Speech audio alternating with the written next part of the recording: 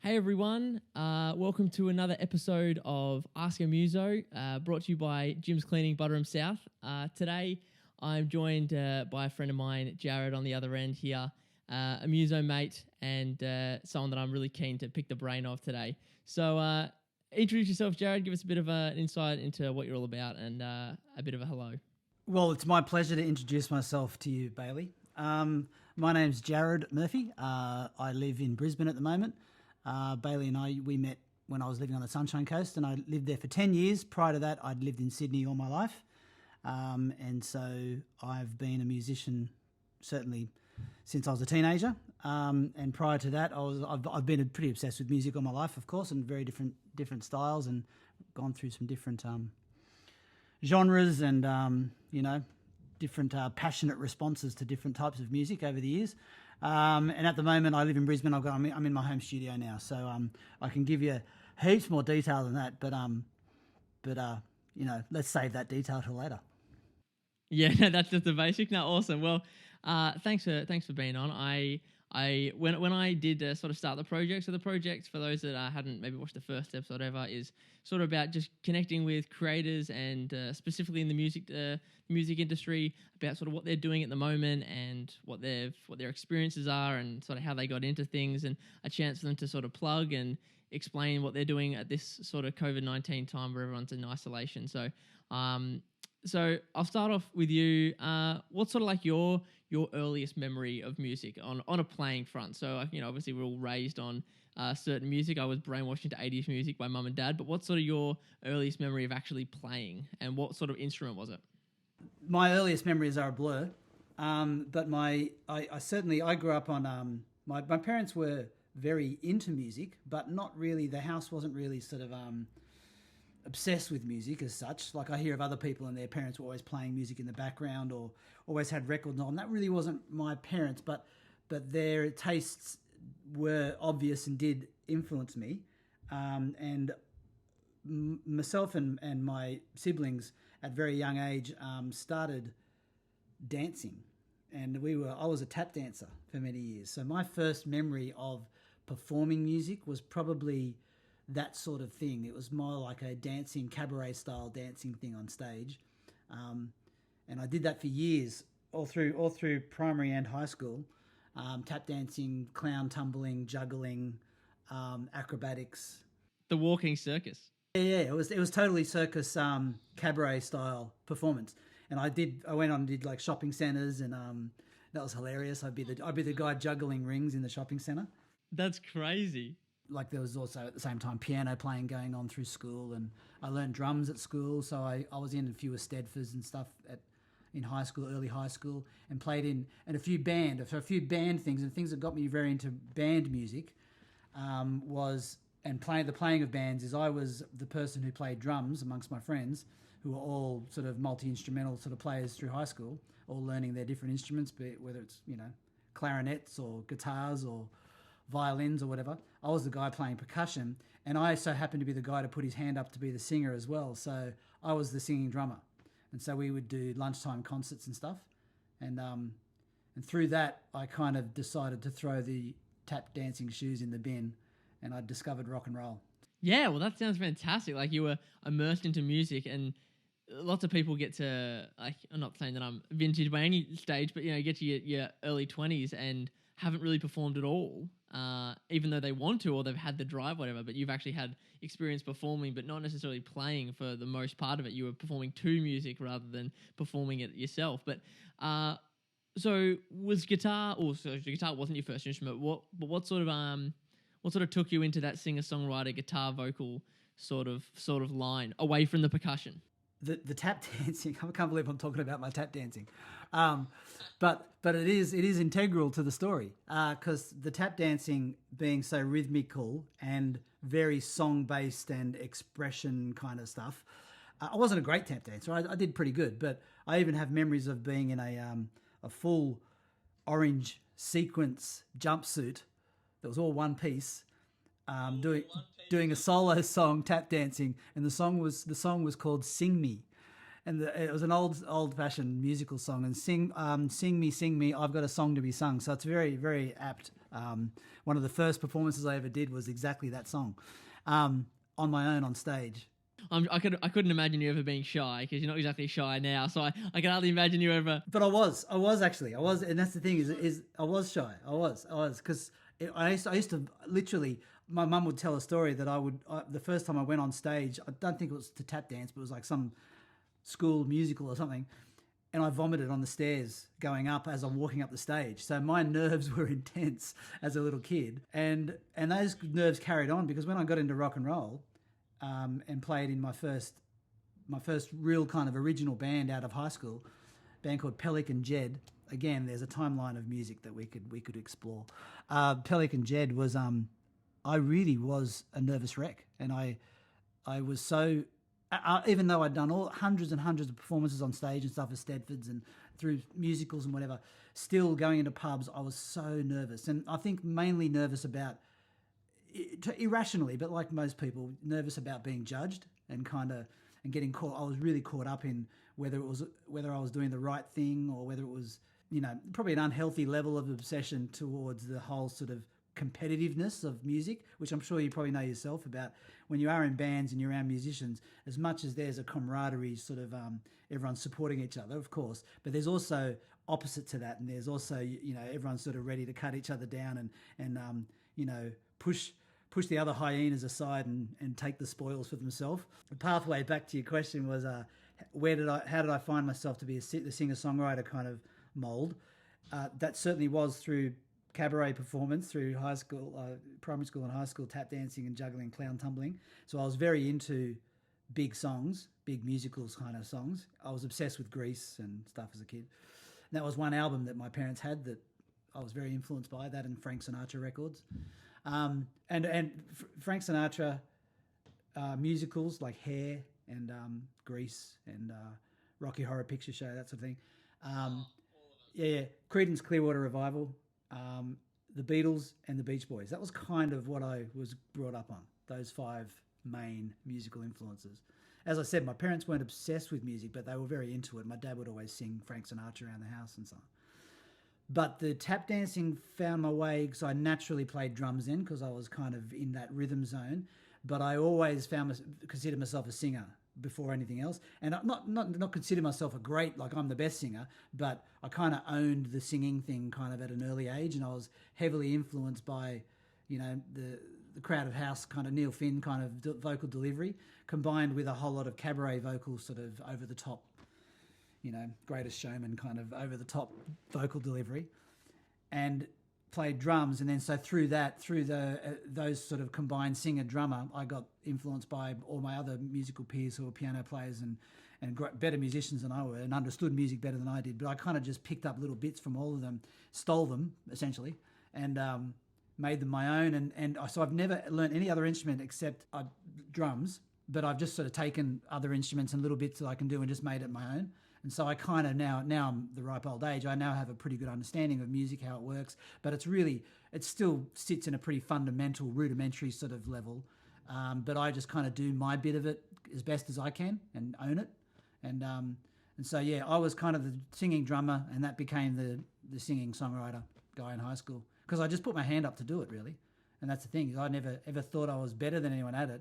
It was just that no one else put their hand up, so I did. So, yeah, so my go-to positionings and riffs and so on are all just rip-offs of my brother Dan, and he actually learned how to play, so he was learning the proper way of playing, and he knows he can jam blues and fit in on a jam session, whereas I am the worst jammer in the world, and I don't do it. I just go, no, I don't do drum circles, bongos, I don't do blues jams, I don't do any of that, because I don't want to sit amongst other players who know that they can get lost in it and sort of really be in the groove and know their positions all the way up fretboards, or a bongo player who's just so happy to sit there and wooden beads and bongo it out. I just can't do any of that. I find all that so boring and so intimidating. I'd probably find it really fun if I could do it. So maybe I should get over myself. It's like the same thing as like musical small talk. It's like some people just like, I like the recipe. I don't like to invent how to cook new things. I just like to follow the recipe, sort of thing, you know. Indeed, whereas small talk I'm great at. So if everyone could stop playing bongos and then we can just have a conversation, then I might be in a better place. So I have to ask, like, so with your bands and things like that you've done, with the many long list there are, and like the Cops and stuff like that, what would have to be your most notable or memorable musical moment? Like we did discuss the other day when we were talking about getting you on the show, regarding that one at the old Soul Bar where you were thought, well, if someone was to trample us right now, we'd have nowhere to go. We'd have to run through the kitchen. But do you have any other, like a more memorable moment? Like give us your most memorable musical moment, whether it's on stage or, you know, tracks wise, whatever. Yeah, man. Well, see, there's categories, as you can understand. There's, I really love being in the recording studio. I just love it. Like, and I think because as much as I do love a good chat, and I'm good at, I like to think about things, and you know, I'm analytical and kind of person. So I do love a good detailed chat, but the thing I do love the most is headphones on, being in the recording studio, and just being in that zone where, which everyone can be these days. For many years, that wasn't the case. Recording studios were an expensive exercise, so you had to source them out, and it was cost a lot of money, and you know, you couldn't waste your time. You had to be prepared as you walked into the studio and things like that. Whereas now everyone's got home recording studios, so you can do so much of that yourself. So being in that zone with my headphones on and just really getting in the zone of recording is where I'm most comfortable. So I've got heaps of cool memories of recording all the albums. And so the timeline of bands was Pelican Jed recorded a couple of EPs and lots of touring in the early 90s. And then that morphed into and disbanded, and some of the members, myself and a few others, went into SMLXL. And that was an absolute treat of a band. And then our drummer passed away, so we were on a momentum, and then he got hit by a terrible hit and run accident. So that kind of knocked us all about. And then I kind of formed a band with my brother called the Brothers Murphy. That was like a duet thing. We were trying to do a bit of acoustic thing. Then that sort of became a band called Major with two English friends of ours. And then we released a few albums. And then throughout the releasing of that, I also then joined the Cops. And the Cops was already an established band. And so they had already released an album and had some good Triple J success and stuff. And I was going to join the band actually when that first came about, but I was in conversation with my friends, Rebecca and Simon, about that. But I was busy with Major, and it just didn't really come to it. And I wanted to be the front man, I guess. That's fair enough. Well, that was absolutely the headspace I was in. Both my brother Dan and I were both kind of equal frontmen, singer-songwriters. So we thought that's how we wanted to be that sort of a band where you got two main songwriters and lots of harmonies and stuff. So when the Cops started, it was a little bit more of a trashy kind of funk punk sort of electro sort of sounding band, and I loved it, but it wasn't where I at that time was seeing myself. And so that sort of just drifted past me. And then a few years later, circumstances where they were putting a lineup back together to make another album, and I absolutely jumped at it because it was just, again, timing of good things. And so most memorable things, recording all my albums has been awesome, and it has many memorable moments. I've got some negative memorable moments in recording studios, one being when we recorded the Cops album, the Drop It In Their Laps album. But one day I was supposed to do this big guitar solo for the last track, Get This Girl. Was also I worked at this job at the time, it was a Christmas party, and I kept saying to Simon throughout the recording process, and Paul McKercher, great producer, was producing the album. I said to the guys, look, when am I going to do my solo? There's all these other little solo bits I'm doing on stuff. And again, I wasn't much a guitar player, so I'd worked out this solo, and I was really proud of it for this song. When am I going to do this? Oh yeah, we'll get to it later. And I kept saying, well, I've got my work Christmas party, and I'm going to be pretty drunk on that day, so don't leave it to the last day. It was left to the last day. So here I am at my work Christmas party. Totally. And I was shit-faced, and I said, yeah, I'm coming. So I turned up, and I was so drunk. And so it was a terrible memory. Here I am in the recording studio with one of my favourite producers, and you know, a mate and songwriter who I was trying to impress in Simon, and the rest of the band are all in the studio, and I'm in the old school recording booth, you know, through the mirror, and here I am just shit-faced pissed, and just could not play guitar at all. So it was a terrible man. And then Simon, understandably, he's like, Jazz, you're not going to get this.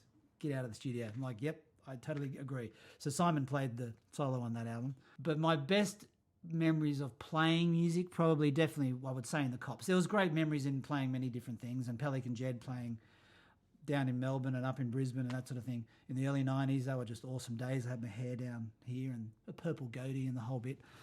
But playing in the Cops was a massive list of box ticking things for me. I was a bit older than the rest of the guys, so I kind of always knew that this was my opportunity to certainly do a few things that I'd probably not been able to have those opportunities in other bands for other reasons. And that playing at a Falls Festival in Tasmania was unreal. And that was one of the times where we're playing to 4,000 to 5,000 people, I guess, all really into us in about a mid-afternoon sort of set. And we'd done all this travelling to get down there, so it was pretty hectic, and we're all sort of hungover and whatever. But it was probably one of the moments where it was so great in its getting a response, playing, but it was also one of those moments of realising, something pretty special's got to happen, otherwise I'm not sure if I can afford to do this again. It was a pretty big expense and a big exercise to get down to that place and play. Even though we were getting great radio success at the time, it was one of those moments. So that was really memorable. It was a pivotal sort of moment of both having a really positive moment and this is a great thing. I'm on stage with my friends and I'm looking out at this audience and everyone's singing the words and it was really great. But also at the exact same time, I'm having the thought of going, I don't think I can do that sort of travelling again unless suddenly there's lots of money, I remember playing at the Zoo in Brisbane and we did a Triple J Unearthed kind of concert, and there was a band called Operator Please who went on and became kind of darlings of Triple J. A lot of bands played with us, supported us. Wolfmother supported the Cops. No way. Yeah. Heaps of bands. Heaps of bands that went on to become really successful supported the Cops.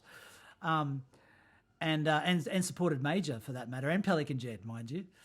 I think Powderfinger supported Pelican Jed back in the early 90s. Queensland Icons? Yeah, exactly. We were Sydney people at the time thinking, who are these Queensland hillbillies? So the moments on being on stage and having the audience really sing your lyrics and really know what they're there for the reason that you are there, like you're playing and everyone's on the same page, are fantastic. There's this one Unearthed thing in the Zoo in Brisbane. It was being videoed and filmed by Triple J. We were getting high rotated on Triple J, so Call Me Anytime was a bit of a current Triple J played song at that time. Everyone in the audience knew that song. As soon as we started playing it, instantly people sing along with it. And the video cameras on stage. The place was absolutely packed. Before the gig, there was a line of about 300 people outside. We were walking along the line going, this is just so great. Everyone's really there for us. And the cameras are around. And Steve Canaan was even operating the camera. He went on to become quite the good ABC journalist. And midway through Call Me Anytime, the crowd's going off, we're going off, sweat everywhere. It was just amazing. And midway through it, something was happening in my peripheral vision. The cameramen guys were freaking out. Something was going on. And at the end of that song, Steve Canaan came over and whispered to me, he goes, sorry, man, but you guys are going to have to play that song again because all of our video cameras all failed. And this was a proper gig. Like, it wasn't like we were doing a studio show or something. This is a proper gig. And we just finished our hit song. We just finished it. It was unreal. And suddenly the cameraman guy comes up and says, sorry, guys, you're going to have to play that again. I mean, who plays the same song twice at a gig? No one does that. And the audience did, and we were like, you're kidding me. And I tell him, you're kidding me. Like, it was like, really? That was so good. We'd nailed it. And he goes, yeah, you got to do it again. So we played it again. It was weird. It was really weird. And it was funny because a review came out of that gig and that was mentioned. That, and it was used in a derogatory kind of way, understandably, because the audience didn't realise what was going on. And of course, you wanted to explain, no, we weren't playing our favourite song twice because that's the only good material we got. We played it twice because we didn't get it on camera. The hit song didn't get it on camera. So, that's crazy. Yeah, so really memorable things, and so many great iconic moments. Selling out the Metro in Sydney was just unreal in my hometown. That was just the best.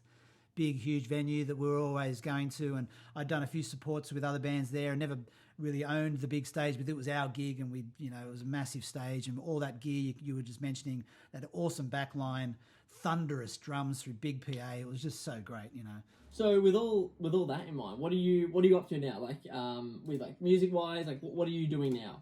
Well, I'm in my garage in my townhouse that we're renting. I'm about buying a house, so we're going to have a little home studio and again soon. But I'm living in Brisbane now.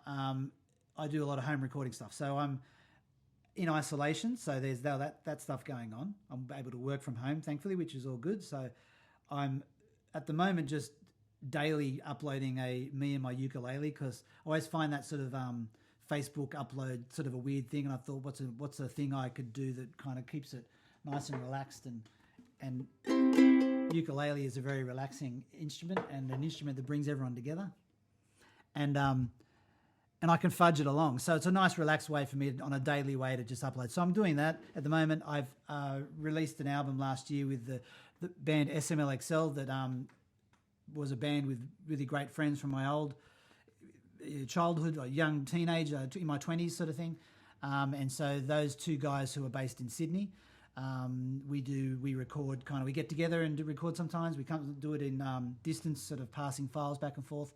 So SMLXL is an ongoing concern. We're recording a new album, so our album released last year that we were really happy with, and it had a good, reasonably successful release, but not really playing live was a bit hard to sort of promote it. And some solo stuff. I've got different things on the go as far as solo music recording is concerned, but I'm also playing a lot of live gigs now, and that's part of doing some live covers and stuff like that around Brisbane. It's a skill set that I've got that I want to take advantage of, so and I enjoy doing it, of course. A combination of all that. So basically I'm continuing recording, got a new SMLXL record that we're hoping to have. Well, we've got it sort of half finished. We're about sort of 50% through it, I guess, and so maybe end of this year we'll have it released. And I'm just going to continue playing gigs, and there's talk of reconnecting with other musicians as well from these other bands that I've been in. So, but the main thing is my home studio recording is the main thing I'll continue with, and I'd like to take advantage of your drumming prowess on a few of those things too. So the best I can do is my daily little uploads, and I might do some live, like everyone's doing, I guess, Facebook Live sort of performance stuff. So just to finish off, just a few plugs. So your own like Facebook and Instagram and all that, SMXL. I'll put a link to the original SMLXL album. It's a mouthful. Of course, well, exactly. It wouldn't be you if it wasn't. So I'll put that in the description. But is there any other things you want to specifically mention on the socials? Certainly the main start point of following the trail of the Jarrod Murphy snail trail is jarrodmurphymusician.com. So it's JARROD Murphymusician.com, all one word. So that is I'll shoot you the link. That's kind of my main website now that I'm doing my own stuff. And from there, certainly I promote and link through to the SMLXL stuff and also historical releases. But that's my main one that I'm trying to make sure that I keep busy playing live with and stuff. And that's my Facebook page as well. So Jarrod Murphy Musician is my Facebook tag. And then there's Instagram. So Facebook and Instagram is all I can really handle. I'm too old for the rest of that shit. So. But my brother Travis is on to me all the time to get better at doing all this online releasing stuff. But man, it's a mind fuck. I just don't know whether I've got the headspace to be able to handle more than Facebook and Instagram. Twitter, I don't really get. Neither. I don't get Twitter. That was a very short period of time that I understood that. Yeah. Well, thanks for joining us, Jarrod. I sorry to cut you short, but obviously I want to pick your brain on so many other things. There's lots of chance. And we'll catch up obviously once when we haven't been naughty boys and girls and we're allowed to get out of the house. I'll see you hopefully in the not too distant future, and we'll get together and we'll play some tunes. If not, we'll definitely collaborate in the online time and send some files backwards or forwards, and I'll get you some drums for some tracks. You bet. I'll be uploading a new episode each Tuesday around the same time, so hit the bell on my YouTube if you want to be updated when these new ones come out. I'm excited for this project, and until next time, see you later.